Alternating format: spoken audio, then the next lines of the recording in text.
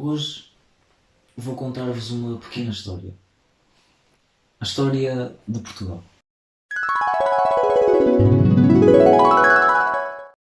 Tudo começou em 1891, quando se deu o ultimato inglês após a Conferência de Berlim, exigindo que Portugal perdesse a ocupação definitiva dos territórios do litoral.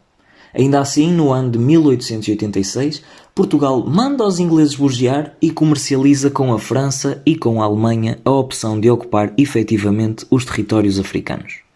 Os ingleses ficaram amuados e, por isso, em 1887, fortalecem a pressão diplomática sobre Portugal.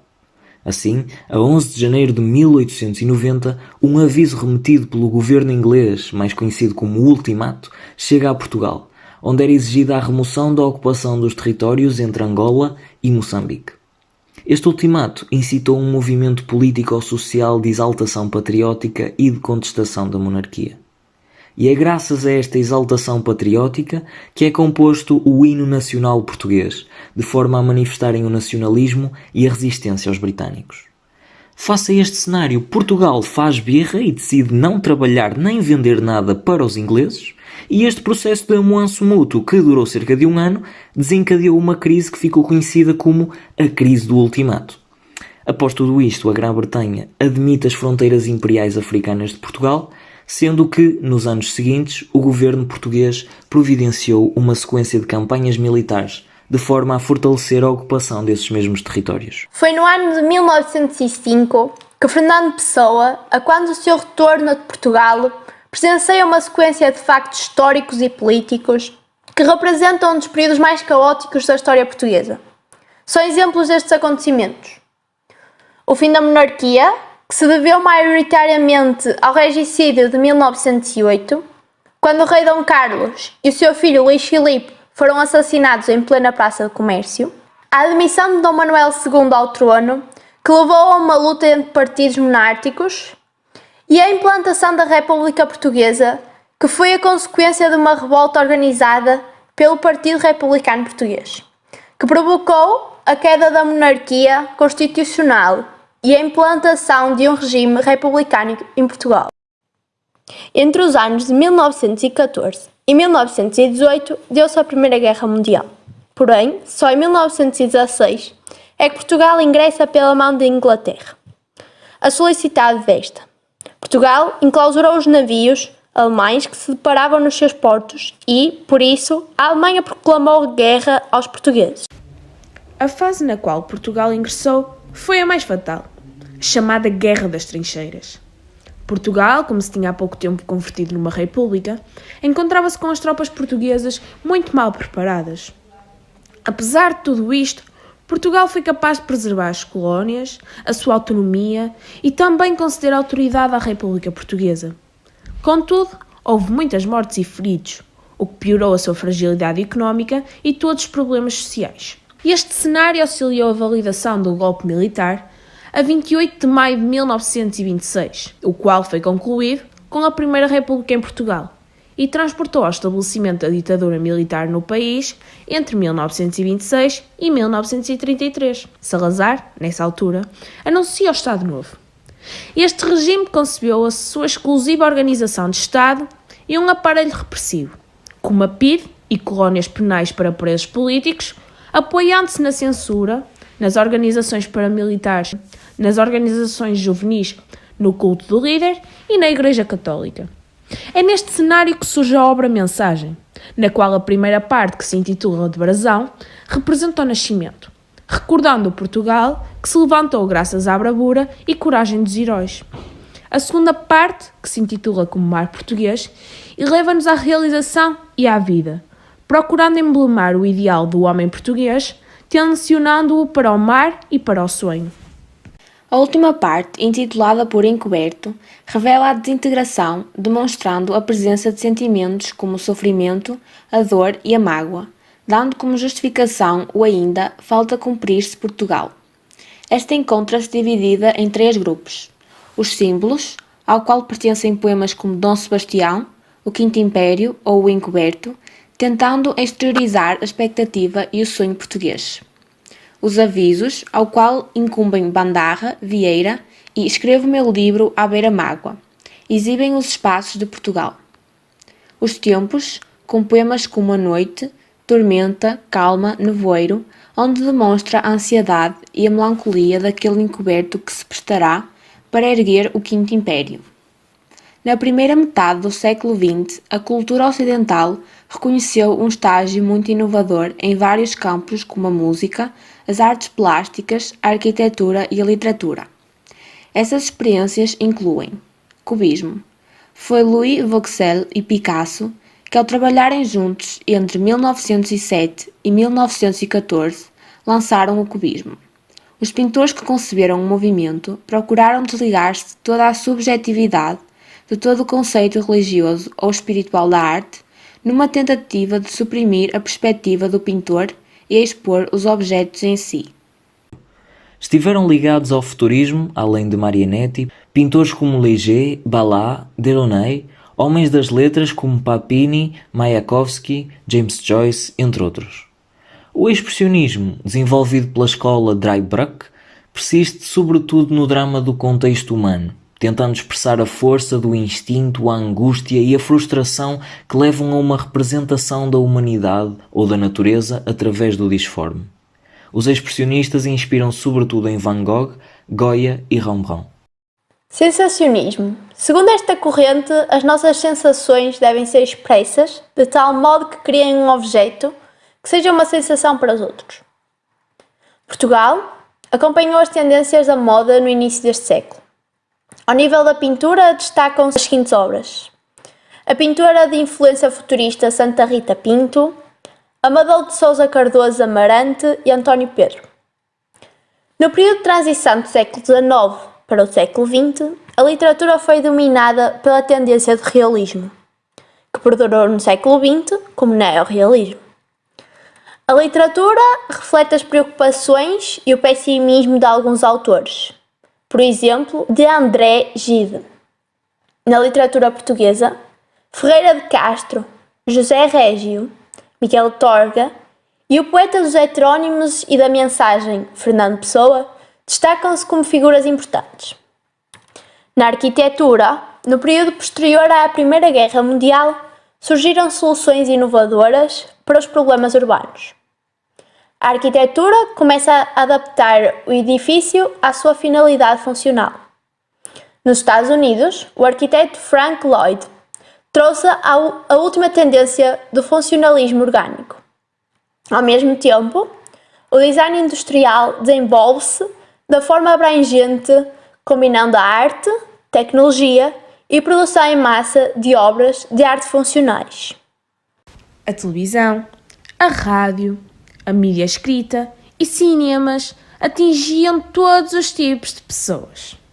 A divulgação da imprensa começou no final do século XIX e os cinemas começaram a desenvolver-se na década de 1920 e, desde então, tornaram-se um poderoso meio de comunicação e um comunicador de modelos sociais e culturais. A obra Mensagem apresenta uma enorme simbologia, começando pelo mar. E este espaço representa, por um lado, a descoberta e a sabedoria adquirida, mas por outro, espelha o céu, estando este relacionado com a vontade divina. Temos também a terra. E o regresso à terra é o regresso ao elemento natural e natal do ser humano. Logo, pode ser visto como uma recompensa, ou seja, os portugueses regressarem a casa vivos. Temos também a ilha. Para alcançar a ilha é necessária sabedoria e passar por tormentas. Esta é reconhecida como um local onde impera a paz. Logo, é vista como um local sagrado. A nau, por sua vez, simboliza o caminho a percorrer em direção ao heroísmo. Na obra, as naus portuguesas fizeram com que alguns navegadores fossem considerados heróis pela descoberta e sabedoria adquirida. A simbologia dos números. O poeta recorre não só à simbologia das palavras, mas também dos números. Número 1. O número 1 simboliza a revelação. Representa o yin-yang, a ideia harmónica entre o consciente e o inconsciente. Dá ao ser humano a comunhão com o transcendente. O número 2 pressupõe a dualidade e resume o paradoxo da existência, a vida e a morte. No primeiro poema, Portugal aparece como um campo pronto a ser fecundado, e no segundo, Cristo, símbolo do sofrimento e da tormenta, é o exemplo das provações a passar para se chegar ao princípio ativo. O número 3 remete para a união entre Deus, o universo e o homem. O número 3 sugere ainda as fases da existência: nascimento, crescimento e morte. Como sabemos, a mensagem liga-se simbolicamente ao ciclo da vida. Número 7. O número 7 liga-se à renovação de um ciclo que se inicia com os filhos de Dona Filipa de Lencastre e termina com Dom Sebastião. Número 8. O 8 é um número ligado aos templários, mais precisamente à cruz templária, que tem 8 pontas. Número 12. Este número é o da Cidade Santa, situada no céu, que terá 12 portas e na qual terão lugar os 12 apóstolos, que significam a eleição de um novo povo e preconizam outra forma de estar no universo. Na obra Mensagem, a segunda parte é composta por 12 poemas. Como vimos, pela simbologia que compreende, ela encerra o período áureo da história nacional, ao qual se seguiram 4 séculos de trevas. Essas trevas estão presentes na última parte e é aí, também, que é feito apelo ao Renascimento. À primeira vista, este nome pode parecer-vos a alcunha de um vizinho da vossa aldeia, mas espantosamente corresponde ao título de um dos poemas que estudamos.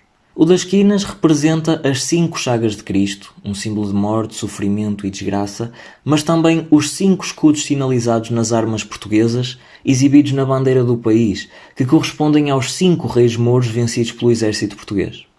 Mas no meio de tanto 5 há de haver uma explicação, certo? Com certeza, não era porque o poeta gostava muito do Fábio Coentrão. Sim, há toda uma simbologia por detrás, sendo o número 5 o número da ordem e do equilíbrio. Na primeira estrofe, o poeta transmite a ideia de que nada é alcançado sem sacrifícios. Acrescenta ainda que também a felicidade é passageira, ao contrário do sofrimento, que é eterno. Dom João I era conhecido como o pai da ínclita geração devido ao valor de seus filhos. No fundo, se quiserem, a família Beckham do século XV. Neste poema, o eu lírico espalha a ideia de que o destino é traçado por Deus e é Deus que rege irrevogavelmente a história. Elogia também Dom João pelo seu patriotismo, dada a sua grande importância na defesa da pátria ao lutar pela independência do reino face a Castela. Ainda bem que o fez, caso contrário, neste momento estaríamos a comer tortilhas. O poeta recorre à antítese chama e sombra para transmitir que o mestre Davis nunca foi nem nunca será esquecido pelos portugueses. A crónica de Dom João I espelha um momento de plena fusão entre as forças populares e a elite cabaleiresca, aprofundando o Estado e consolidando a independência face a Castela. Neste poema, o sujeito poético destaca a fertilidade especial da rainha, por esta ser a mãe de infantes que marcaram a história de Portugal. O sujeito poético apelida Dona Filipa como a princesa do Santo Grau. Por um lado, poderá ter a ver com a importância que ela teve na divulgação da lenda do rei Artur. Por outro lado, poderá estar a referir-se ao facto de esta ser mãe dos príncipes da inclita geração. O número 2, exclusivo de Dona Filipa, é o número que representa a terra. É o número do feminino do ventre fertilizado. O número 3, exclusivo de Dom João I, é o número do céu e do masculino, exprimindo uma ordem intelectual e espiritual. Temos assim, simbolicamente, a união da terra com o céu. Falemos agora do poema O Infante. Logo de início, este poema pretende realçar que a vontade divina é a gênese de tudo, ou seja, o sonho do homem é consequência da vontade divina e a criação da obra acontece apenas quando o homem sonha, porque Deus assim quis. O poema remete para os descobrimentos, sendo o infante a representação da vontade de todos os portugueses de descobrir o desconhecido, percebendo assim que a Terra tinha continentes separados e que, segundo a vontade de Deus, ficaram unidos através do mar. Por fim, louva a Deus e sugere a necessidade e o dever dos portugueses de construírem um império espiritual e material, logo perpétuo, o Quinto Império. Passemos agora ao poema Aos Colombos. Ao referir os outros, o poeta tem como objetivo designar os navegadores estrangeiros que só puderam descobrir aquilo que os portugueses não quiseram explorar. É evidenciada a presença novamente do espírito nacionalista que traduz a ideia de que os portugueses foram grandes conquistadores e que poucos territórios sobraram para as outras nações. Com a segunda estrofe, o sujeito poético refere-se a Cristóvão Colombo como o único que conseguiu alcançar aquilo que ninguém fora capaz de ver, o longe. Daí o poeta idolatrar Cristóvão Colombo, realçando a sua importância e grandeza. Tormenta. A existência do mar neste poema é metaforicamente um espelho que tanto reflete e exibe como oculta. Este mostrará uma nova realidade. Neste poema são inúmeras as interrogações feitas. Estas mostram a decepção que se deve à estagnação política, social e económica em que Portugal se encontrava na época. O sujeito poético pretende transmitir a mensagem de que Portugal ainda tem o seu destino por cumprir, ou seja, a formação do Quinto Império. Apesar de tudo, de toda esta inquietação, que vai oscilando entre momentos de maior e de menor intensidade, o poeta acentua que o hausto, ou seja, a intervenção divina, abala o mar com a corrente da nova realidade.